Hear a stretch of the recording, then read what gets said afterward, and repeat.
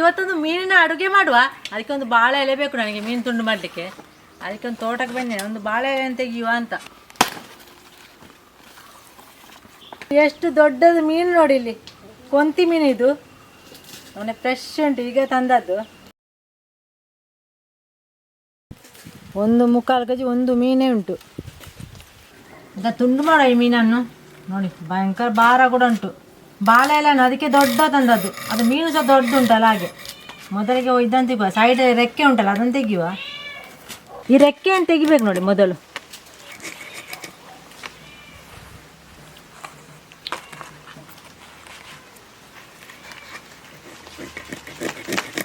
ಕತ್ತಿ ಕೂಡ ಶಾರ್ಪ್ ಬೇಕು ಇದಕ್ಕೆ, ಈ ಮೀನು ತುಂಡು ಮಾಡಲಿಕ್ಕೆ. ಇಲ್ಲಾದರೆ ತಾಗುವುದಿಲ್ಲ ಈ ಮೀನಿಗೆ.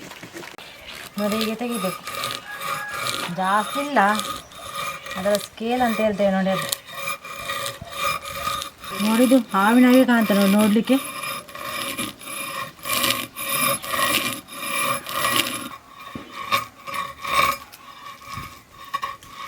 ಮೊದಲಿಗೆ ಮಧ್ಯದಿಂದ ತುಂಡು ಮಾಡುವ, ಇಲ್ಲದನ್ನು ತುಂಡು ಮಾಡಲಿಕ್ಕೆ ಆಗೋದಿಲ್ಲ. ನೋಡಿ ಈ ರೀತಿ ತುಂಡು ಮಾಡಿದ್ದೇನೆ. ಈಗ ನಮಗೆ ಎಷ್ಟು ದೊಡ್ಡ ಪೀಸ್ ಬೇಕು ಅಷ್ಟು ದೊಡ್ಡದು ಕಟ್ ಮಾಡಿದರೆ ಆಯಿತು. ಈಗ ತುಂಡು ಮಾಡಿದರೆ ಆಯಿತು. ಇಲ್ಲೆಲ್ಲ ಉಂಟು, ಅದನ್ನು ಕ್ಲೀನ್ ಮಾಡುವ ಮತ್ತೆ. ನೋಡಿ ಇಷ್ಟು ದೊಡ್ಡದು ತುಂಡು ಮಾಡಿದ್ದೇನೆ. ಅದಕ್ಕಿಂತ ಕೂಡ ತುಳು ಕಟ್ ಮಾಡ್ಬೋದು. ನಮ್ಮದು ಕತ್ತಿ ಮಾತ್ರ ಶಾರ್ಪ್ ಬೇಕಿದ್ದಕ್ಕೆ ತುಂಡು ಮಾಡಲಿಕ್ಕೆ. ನೋಡಿ ಇಲ್ಲಿ ಮಧ್ಯದಲ್ಲಿ ಉಂಟಲ್ಲ, ಇದನ್ನು ಕ್ಲೀನ್ ಮಾಡಲಿಕ್ಕೆ ಉಂಟು ಈಗ.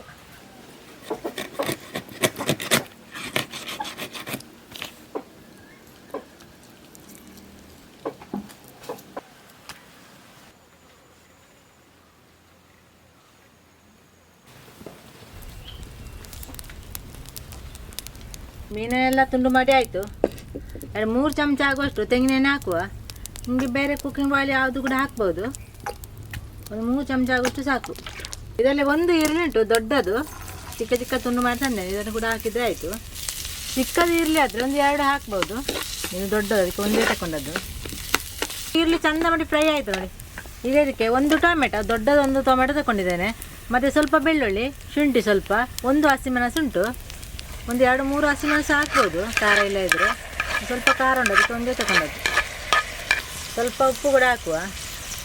ಟೊಮೆಟೊ ಎಲ್ಲ ಹಾಕಿದ ಮೇಲೆ ಉಪ್ಪು ಹಾಕೋದ್ರಿಂದ ಬೇಗ ಮೆತ್ತಗೆ ಆಗ್ತದೆ, ಅದಕ್ಕೆ ಬೇಗ ಉಪ್ಪು ಹಾಕೋದು. ಟೊಮೆಟೊ ಎಲ್ಲ ಮೆತ್ತಗೆ ಆಯಿತು ನೋಡಿ. ಇದಕ್ಕೀಗ A to Z ಮಸಾಲ ಹಾಕುವ. ಇದು ಇಲ್ಲದಿದ್ದರೆ ನಿಮಗೆ ಬೇರೆ ಮಸಾಲ ಯಾವುದು ಕೂಡ ಹಾಕ್ಬೋದು. ಇದು ನಾವೇ ಇದೇ ಒಲೆಯಲ್ಲಿ ಹುರಿದು ಮಾಡಿದ್ದು ಮಸಾಲ ನೋಡಿ. ನನಗೆ ಒಂದು 4 ಚಮಚ ಆಗುವಷ್ಟು ಹಾಕ್ತೇನೆ. ನಿಮಗೆ ಬೇಕಿದ್ರೆ A to Z ಮಸಾಲನ್ನು ಆರ್ಡರ್ ಕೂಡ ಮಾಡ್ಬೋದು. ಈ ಮಸಾಲ ಇದ್ದರೆ ನಿಮಗೆ ಬೇರೆ ಯಾವುದು ಮಸಾಲ ಹಾಕುವ ಅಂತ ಇಲ್ಲ. A to Z ಮಸಾಲದಲ್ಲಿ ಅರಶಿನ ಹುಡಿ ಉಂಟು, ಅದು ಕೂಡ ಸ್ವಲ್ಪ ಅರಶಿನ ಹುಡಿ ಹಾಕುವ. ಅದು ಮೀನು ಪದಾರ್ಥ ಅಲ್ಲ, ಹಾಗೆ ಈಗ ಸ್ವಲ್ಪ ಹುಣಸೆ ಹುಳಿ ರಸ ಕೂಡ ಹಾಕುವ. ಒಂದು ಚಿಕ್ಕ ನಿಂಬೆ ಗಾತ್ರದಷ್ಟು ಸಾಕು. ಯಾಕಂದರೆ ಇದು ಪುಳಿ ಮುಂಚಿ ಮಾಡೋದು ಇವತ್ತು ನಾನು ಸ್ಲಾವದಲ್ಲಿ ಖಾಲಿ ಪೌಡ್ರೇ ಯೂಸ್ ಮಾಡಿ ಪುಳಿ ಮುಂಚಿ ಮಾಡೋದು. ಸ್ವಲ್ಪ ನೀರು ಕೂಡ ಹಾಕುವ, ಜಾಸ್ತಿ ನೀರು ಬೇಡ. ಸ್ವಲ್ಪ ನೀರು ಹಾಕಿ ಚಂದ ಮಾಡಿ ಮಿಕ್ಸ್ ಮಾಡುವ. ನಾವು ಗ್ರೈಂಡ್ ಮಾಡ್ತೇವೆ ನೋಡಿ, ಅದೇ ರೀತಿ ಈ ಮಸಾಲ ಆಗ್ತದೆ ಹಾಕಿದರೆ. ಈ ಹುಡಿಯನ್ನಾಗಿ ವೆಜ್ ಪದಾರ್ಥ ಕೂಡ ಮಾಡ್ಬೋದು. ವಾಪಸ್ ಸ್ವಲ್ಪ ನೀರು ಹಾಕಿದ್ದೇನೆ, ಇಷ್ಟು ದಪ್ಪ ಉಂಟು. ಅದು ಕುದಿ ಬರುವಾಗ ಸ್ವಲ್ಪ ದಪ್ಪ ಆಗ್ತದೆ, ಅದಕ್ಕೆ ಸ್ವಲ್ಪ ನೀರು ವಾಪಸ್ ಹಾಕಿದ್ದು. ಮತ್ತು ಉಪ್ಪು ಸ್ವಲ್ಪ ಹಾಕುವ, ಸ್ವಲ್ಪ ಕಡಿಮೆ ಉಂಟು ಉಪ್ಪು. ಈಗ ಚಂದ ಮಾಡಿ ಕುದಿ ಬರಲಿ. ಮಸಾಲ ಚಂದ ಮಾಡಿ ಕುದಿ ಬಂತು ನೋಡಿ, ಸ್ವಲ್ಪ ದಪ್ಪ ಕೂಡ ಆಯಿತು ನೋಡಿ. ಮೀನನ್ನು ಚಂದ ಮಾಡಿ ಕ್ಲೀನ್ ಮಾಡಿ ತಂದದ್ದು. ಒಂದು 8 ಪೀಸ್ ತಗೊಂಡಿದ್ದೇನೆ ಈ ರೀತಿ ಇದ್ದು ನೋಡಿ. ಇಲ್ಲಿ ಈಗ ಹಾಕುವ.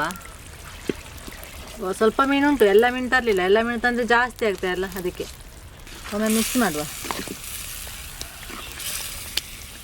ಈಗ ಎಂಥ ಹುಡಿ ಆಗೋದಿಲ್ಲ, ಈಗ ಹಾಕಿದಷ್ಟೆಲ್ಲ ಹಾಗೆ. ಇಲ್ಲದ್ರೆ ಸ್ವಲ್ಪ ಹುಡಿ ಆಗ್ತದೆ ಈಗ ಹಾಕಿದರೆ ನೋಡಿ. ಎಲ್ಲ ಮೀನನ್ನು ಈಗ ಮಗುಚಿ ಹಾಕಿ ಬೇಯಿಸಿದ್ರೆ ಆಯಿತು. ಕಡಿಮೆ ಉರಿಯಲ್ಲಿ ಒಂದು 3 ನಿಮಿಷ ಕುದಿ ಬರಲಿ. ಚಂದ ಮಾಡಿ ಕುದಿ ಬಂತು. ಈಗ ಮೆಲ್ಲ ಮಗುಚಿ ಹಾಕುವ, ಈ ಸೈಡ್ ಬೇಯಬೇಕಲ್ಲ.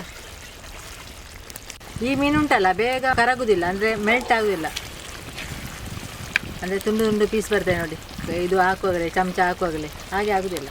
ಈ ಸೈಡ್ ಕೂಡ ಸ್ವಲ್ಪ ಬೇಯಲಿ, ಮುಚ್ಚಿಡ್ಬೇಕಂತೆಲ್ಲ ಇಲ್ಲ. ಈಗ ಬಂದರೆ ಸಾಕಾಗ್ತದೆ. ಬೇಗ ಆಗುವ ಪುಳಿ ಮುಂಚಿ ರೆಡಿ ಆಯಿತು ನೋಡಿ. ಬೇಗ ಆಗ್ತದೆ, ಯಾರಿಗೆ ಕೂಡ ಈ ಪದಾರ್ಥವನ್ನು ಮಾಡ್ಬೋದು. ಯಾಕಂದರೆ ಪೌಡರ್ ಹಾಕಿ ಮಾಡೋದಲ್ಲ, ಹಾಗೆ. ಕುಚಲಕ್ಕೆ ಅನ್ನ ಕೂಡ ಉಂಟು, ಪುಳಿ ಮುಂಚಿ ಕೂಡ ರೆಡಿ ಆಯಿತು. ಸ್ವಲ್ಪ ಕೂಡ ಕರಗಲಿಲ್ಲ, ಬೇಗ ಈ ಮೀನು ಕರಗುವುದಿಲ್ಲ ನೋಡಿ. ಈ ಮೀನಲ್ಲಿ ನೋಡಿ ಮುಳ್ಳು ಭಾರಿ ಕಡಿಮೆ, ಮುಳ್ಳು ಸ್ವಲ್ಪ ಕಡಿಮೆ ಇರೋದು.